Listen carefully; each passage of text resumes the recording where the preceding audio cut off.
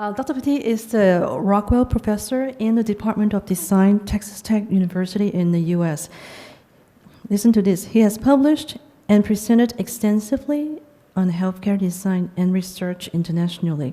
He was voted twice among the 25 most influential people in healthcare design, and 3-time winner of the International Research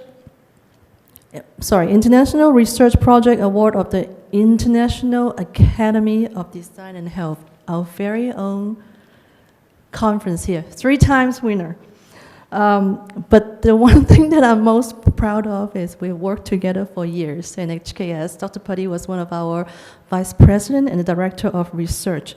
Now you lived in Texas still? Texas Tech. Dr. Pati.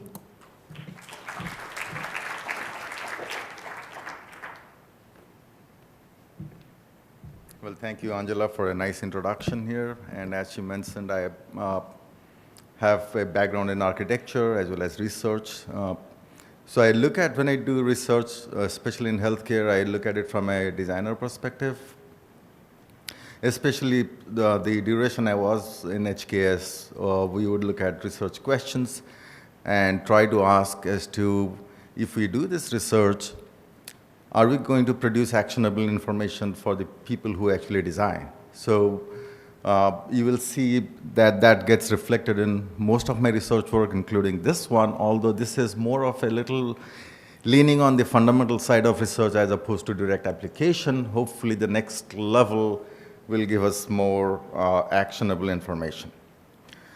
Now, let's quickly do some acknowledgements here before we go into the background. That's the research team. Dr. O'Boyle and Dr. Hu were the people who were from neuroscience, and they're not here. If you have any neuroscience questions, I'll try my best to answer it. If it is a very difficult question, you will see myself sinking behind this podium, but I'll try my best. Red Center, which is part of the American Art Resources, based in Houston, Texas, funded part of this study. The other half came from Rockwell Endowment, so thanks to both. We will quickly go through background questions, methodology, but before we look at the findings, let's talk about the background. So as we were looking at literature, not related to this study, to other studies, we came across a few very interesting pieces of research occurring in Harvard, especially in the area of neuropsychology. Now, these people were not looking at physical design. They were not doing anything related to hospital or healthcare. They had a more fundamental question as to, do people react to different shapes or different contours in any predictable manner? So 2 of those research works are of interest here. In the first phase, they brought in a number of subjects. They collected a number of images, and some of the images were basically shapes without any information, so they did not have any semantics nor any context, as you can see in the image below those. And some of the images were actually objects, but again, although they had some semantics, they did not have any context. So basically, these are meaningless, contextless images, so that they were focusing mainly on the contour. And they made those people watch these images very quickly for 80 milliseconds. And 80 milliseconds, if you actually practically create a presentation with 80 milliseconds of exposure, you'll see that it's nothing.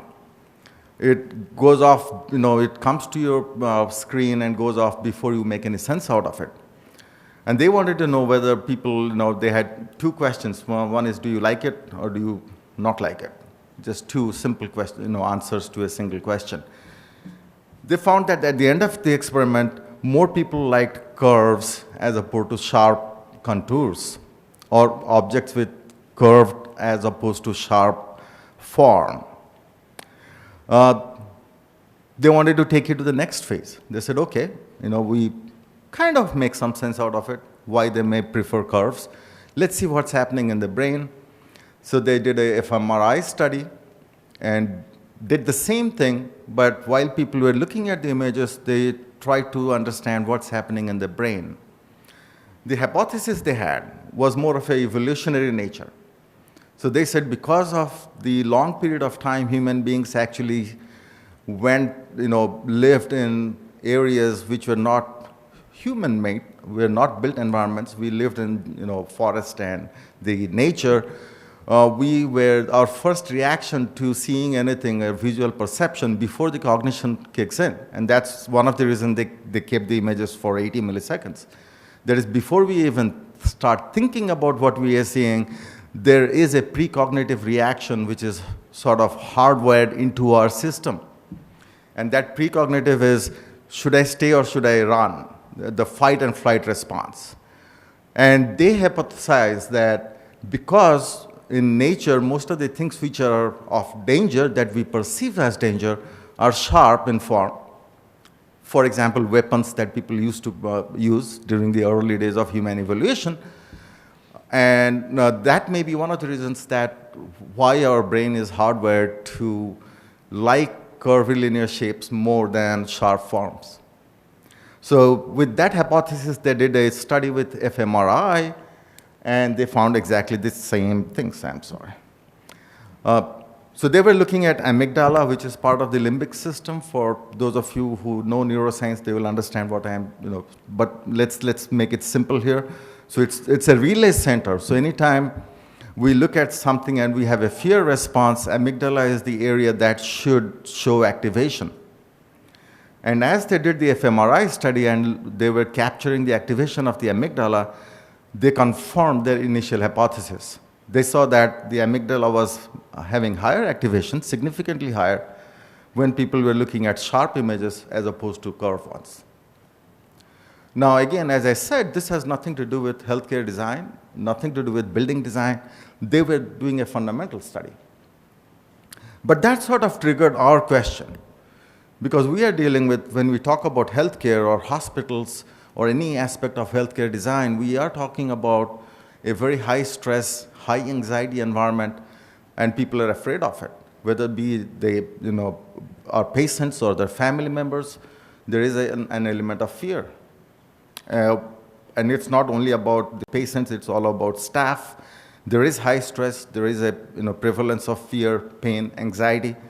And all of us who have done design, which I believe most of us, and try to design healthcare environments, this is one of the questions we sort of tackle at the very beginning and every stage of the design process as to how do we reduce the stress, what can we do to the environment to reduce the anxiety, to reduce the stress and reduce the pain in the people who are going to use that setup.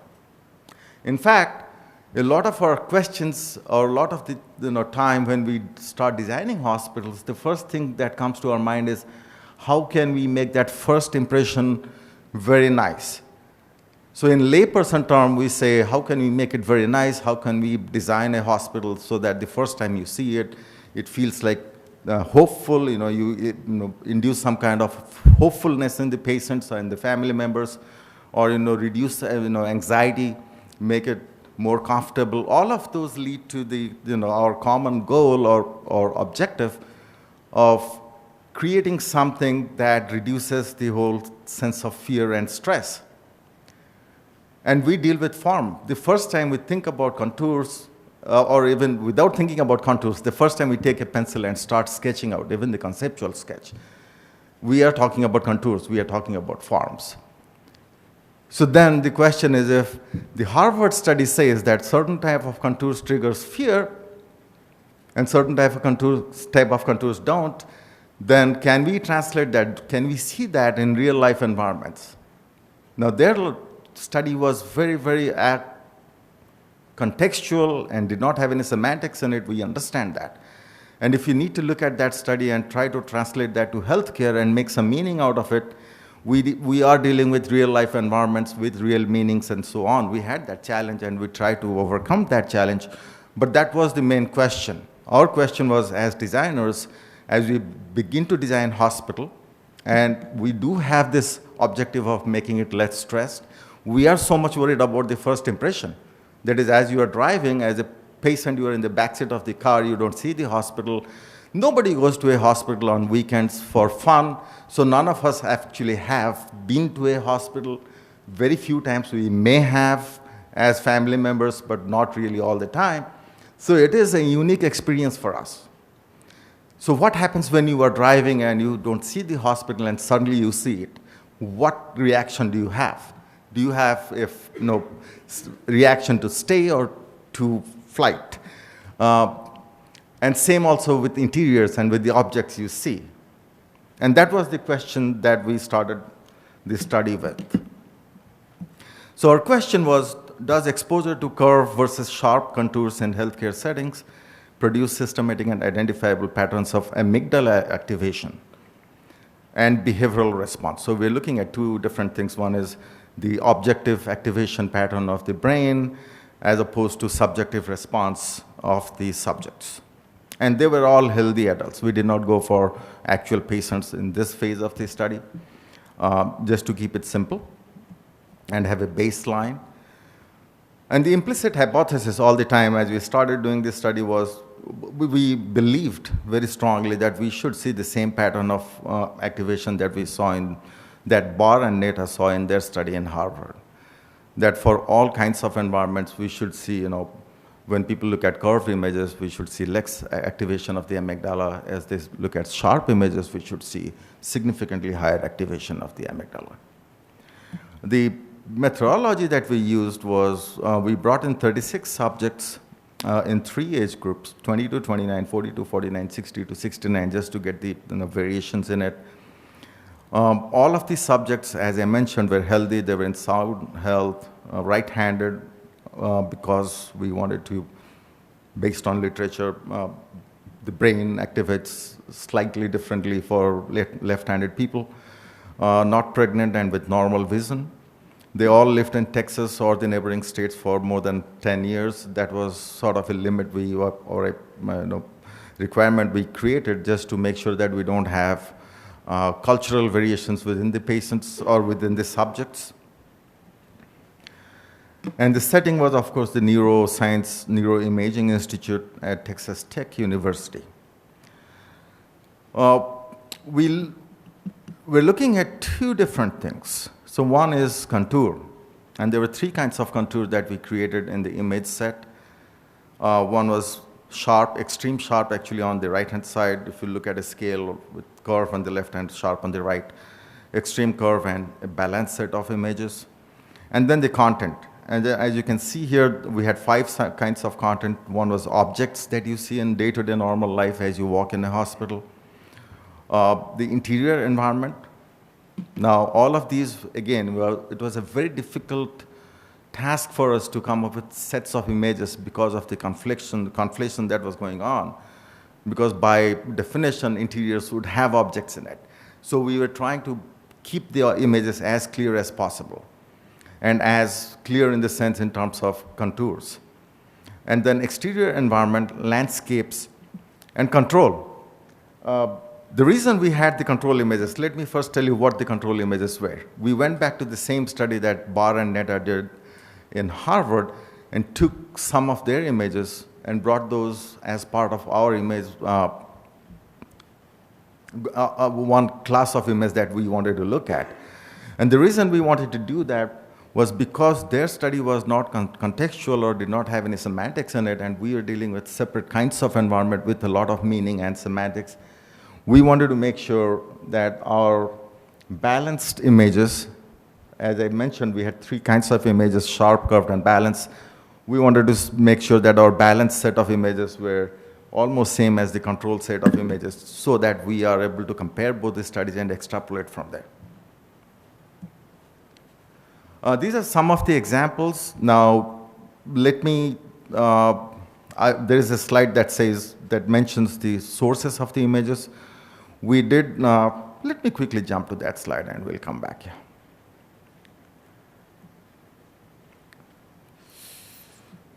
Okay, so we had sources from American Artist Sources. They have a huge image gallery. We went to Herman Miller for images on objects. HKS has a huge archive. We got a lot of interior and exterior images from HKS. But when we looked at those images, we could not find a lot on the extreme ends. So we had to go online, look at stock images so that we could find those extreme sharp and extreme curve images. So not all the images we showed our subjects were actual hospitals, but we told them that these are images of hospitals. We were careful not to choose buildings of famous architects because we don't want people to be familiar with those buildings. So these are some of the examples, and some of these buildings may not be hospitals, but they were representing extreme ends. So we had sharp images of exterior, interior objects, and landscape. These are examples of the curved images of interior, exterior, and landscape. Examples of balanced images. And these are some of the examples of control images that we picked up from the Barr and Netta study. The things we try to hold constant, and again, this was a difficult thing to do because we had only a limited set of images to look at, was the time of the day, the eye level from which the people were looking at those, the buildings or interiors, and the weather condition, and the cultural context was by focusing on people who only were living in Texas or neighboring states, at least for 10 years. That's how we try to control the cultural context of it. The things we measured were two things. One is the neural activation, and that is through the fMRI technology. And the other one was behavioral response. So that is, as people were looking at the images, we had the thing you see here, the little device. These are button presses, which are fiber optic button presses. So they had chance to say yes or no, depending on which button they're pressing on their finger. So we simultaneously, not exactly simultaneously, I'll explain a little bit more on that. We were able to capture both what's happening in their brain and how they perceive that image to be, their subjective reaction. So there were 3 steps to this study. One was the image selection, which was a pretty prolonged process. We don't have the time to go into details on that. The second was the fMRI scan, where we collected the subjective and the objective data. And for a very good reason we had to go for a post-analysis survey of non-designers after we found the study results. We already talked about the sources, and as the fMRI scan went through 2 different phases. For those of you who are not, who haven't really gone through a fMRI or don't know much about it, the functional magnetic resonance imaging shows you the physiological processes occurring in the brain, as opposed to a traditional MRI, which captures the anatomy of the brain. And in this case, we really wanted to see what's happening in the brain. How is it changing in terms of activation? But even in fMRI, for every subject, they had to take an anatomical scan. And as they were taking that scan, we primed this subject. We primed this subject by 2 things. One is there was a hospital sound going on in the background, so they were able to hear that. And we had this text on a screen, so they were reading it, and we thought that was a sufficient priming for them to at least get to a psychological state that they are entering a hospital at this point. And then as we went through the functional scan, there were 312 randomized images that were shown to them. The image were actually shown to them for 150 milliseconds because we were trying to capture the precognitive phases of reaction of the brain. And then there was a 1850 milliseconds gap. So each window was a 2 minutes, 150 milliseconds of exposure, then a blank screen before they looked at the next image. And sometime during this 1850 milliseconds, they said whether they were liking the image or disliking it. So the fiber optic button presses were happening during that blank period. So results, let's go through the behavioral data, because let me remind you, we were looking at hypothesis, and our hypothesis was that this study should show the conform to what Barr and Netta found in just shapeless, rather meaningless shapes and images. Our first question, again, as we are looking at the data was, are our balanced set of images same as the control? The control images, to remind you, came from the Bar and Netta study. Our balanced images were images which were neither curved nor sharp, or a combination of both.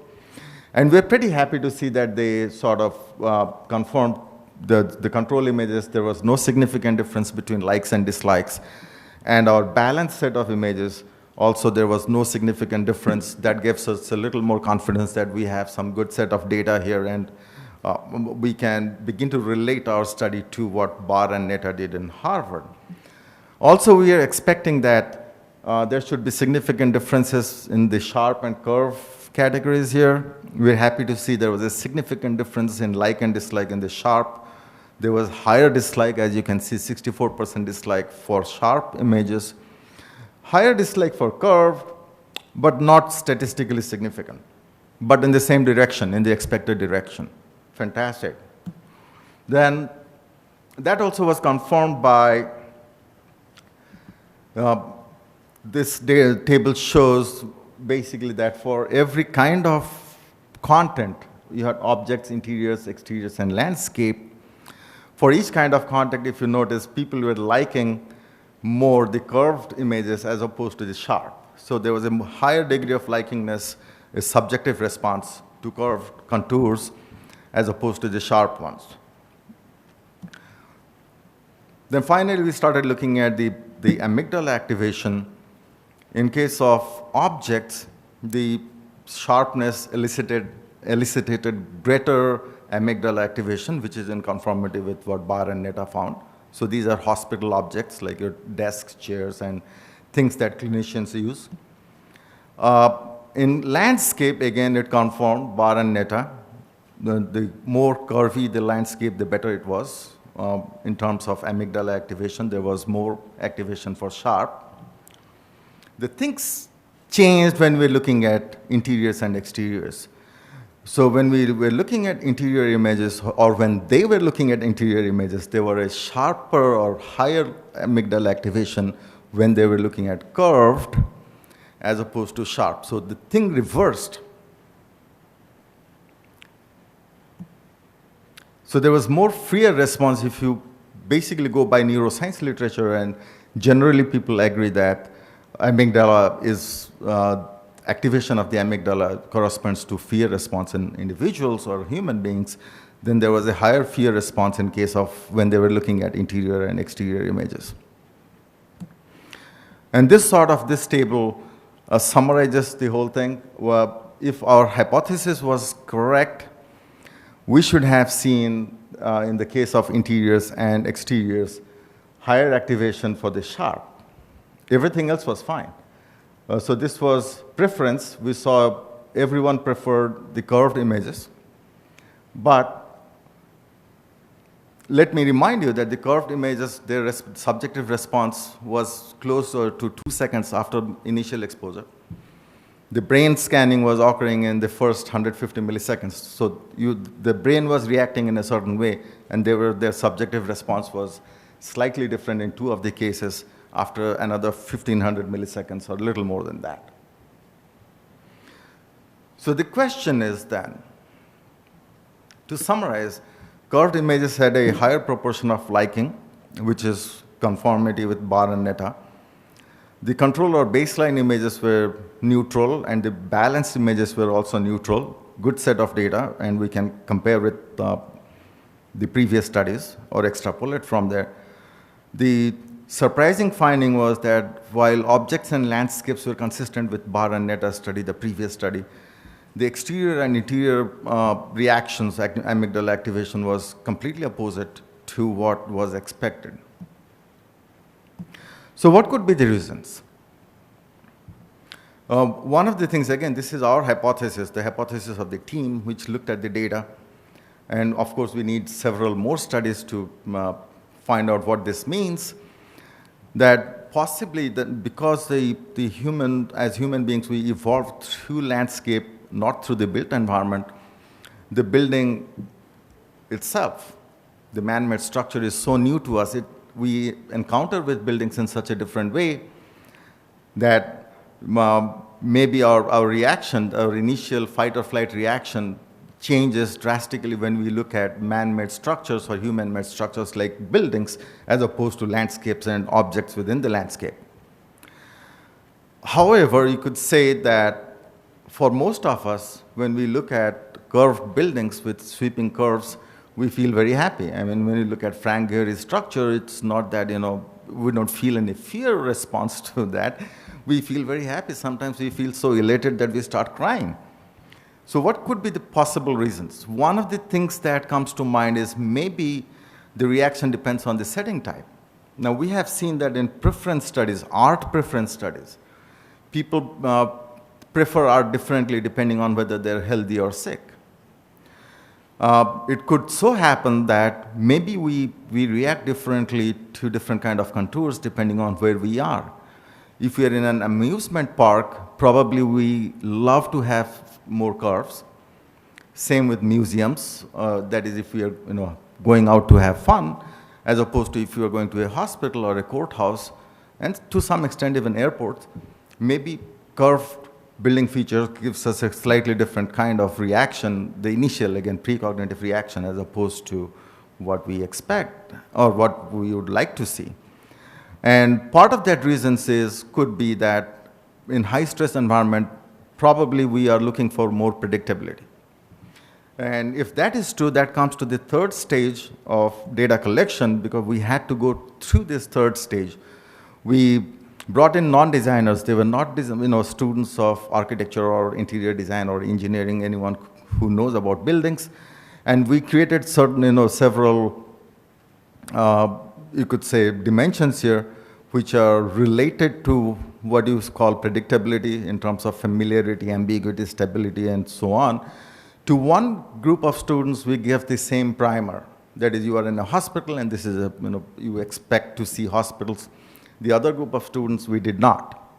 So the second group of students, or the control group, we're looking at the same images. We did the same experiment without the fMRI, just projecting it on the wall or on the screen, and they were looking at it and reacting to or rating each building on each one of these dimensions. And what we found was when people were primed that this is a hospital, they rated these buildings much lower than when people were not primed. That is when sort of partly supporting our contention, our hypothesis that maybe when we are talking about a high stress environment, we are by human nature looking for more predictability. Whether that is true or not, we'll have to do another study. But then our main question is, I had to go back to that situation that initial reaction is negative to curved forms in buildings, but after 150 or 1800 milliseconds, they are quite happy with it in terms of their subjective reaction, in terms of their preference. So could it be that healthy subjects behave differently from sick subjects? Because we really haven't brought in actual patients to this study. They were all healthy subjects. Could it be possible that even though our initial reaction was negative or fear, in 1850 milliseconds, once the cognitive process starts kicking in, we show more preference as healthy people. But if you are sick, maybe that's a different situation altogether. And if so, again, all of these are questions for future studies. If so, does this first impression color downstream experiences? Does it really, when we talk about healthcare experience coming from the door to discharge, does this initial negative or fear response to a certain contour, will it color the downstream experiences? Questions that needs answer, that needs further research. And as I said, this research was not intended to give actionable information to designers. This is the first step, and we intend to continue doing similar research. With that, I'll conclude my part of the presentation, and thank you very much.